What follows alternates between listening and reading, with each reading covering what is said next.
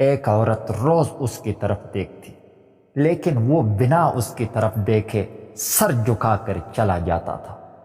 گلی سے گزرتے وقت وہ کسی مدرسے کا طالب علم معلوم ہوتا تھا، لیکن چہرہ اتنا خوبصورت تھا کہ وہ دیکھتے ہی اسے اپنا دل دے بیٹھی، اور وہ چاہتی تھی کہ کسی طرح اس کو دیکھے، لیکن وہ اپنی مستی میں مگن روز نظریں جھکائے زبان سے کچھ پڑھتا ہوا گلی سے گزر جاتا تھا، اور کبھی آنکھ اٹھا کر اس عورت کو نہ دیکھتا۔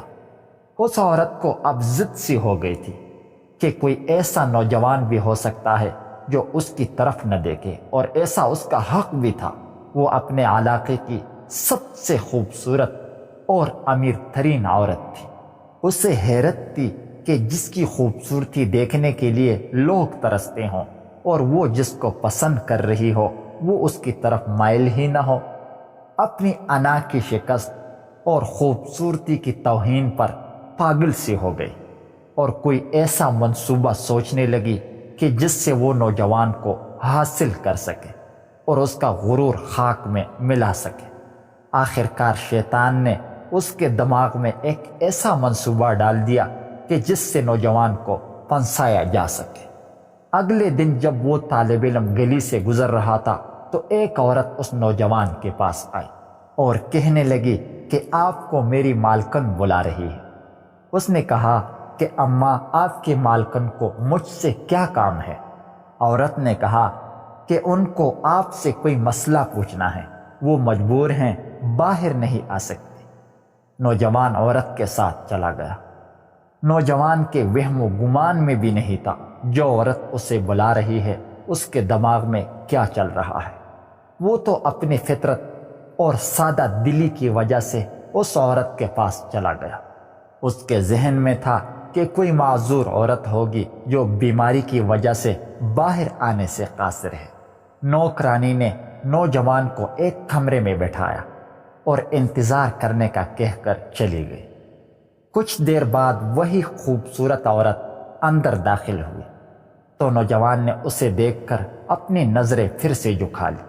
نوجوان نے کہا، جی آپ نے کون سا مسئلہ پوچھنا ہے؟ عورت کے چہرے پر شیطانی مسکراہٹ آ گئی اور اپنے دل کا حال نوجوان کے سامنے رکھ دیا اور کہا کہ میری سب سے بڑی خواہش یہ ہے کہ میں تمہیں حاصل کر سکوں۔ نوجوان یہ سن کر کھام گیا اور کہنے لگا، اللہ کی بندی، اللہ سے ڈرو، کیوں گناہ کی طرف مائل ہو رہی ہو؟ اس عورت کو بہت سمجھایا، لیکن عورت کے سر پر شیطان سوار تھا۔ اس نے کہا، یا تو تم میری خواہش پوری کرو گے یا میں شور مچا کر محلے والوں کو جمع کروں گی کہ یہ میرے گھر میں زبردستی گھس آیا ہے اور میری عزت پر حملہ کیا ہے۔ نوجوان یہ سن کر بہت پریشان ہوا۔ اسے اپنی عزت کسی بھی طرح محفوظ نظر نہیں آ رہی تھی۔ عورت کی بات مانتا تو گناہ گار ہو جاتا، اور نہ مانتا تو لوگوں کی نظروں میں برا بن جاتا۔ وہ علاقہ جہاں لوگ اس کی شرافت کی مثالیں دیتے تھے، وہاں اس کا دامن ایسے داغدار ہو وہ اسے ہرگز قبول نہیں تھا۔ وہ عجیب مصیبت میں پھنس گیا تھا۔ اس کے دماغ میں ایک ترکیب آئی۔ اس نے عورت سے کہا، ٹھیک ہے، میں تمہاری خواہش پوری کرنے کے لیے تیار ہوں، لیکن اس سے پہلے مجھے بیت الخلا جانا ہے۔ عورت نے اسے بیت الخلا کا راستہ بتا دیا۔ اس نوجوان نے اندر جا کر ڈھیر ساری غلاظت اپنی جسم پر مل لی اور باہر عورت کے سامنے آ گیا۔ عورت اسے دیکھ کر چلا اٹھی کہ مجھ جیسی نفیس عورت کے سامنے تم کس حالات میں آ گئے ہو؟ نکل جاؤ میرے گھر سے، دفع ہو جاؤ یہاں سے۔ نوجوان وہاں سے نکل کر قریب نہر پر گیا اور اپنے آپ کو اور اپنے کپڑوں کو پاک کیا اور وہاں سے سیدھا مدرسے گیا۔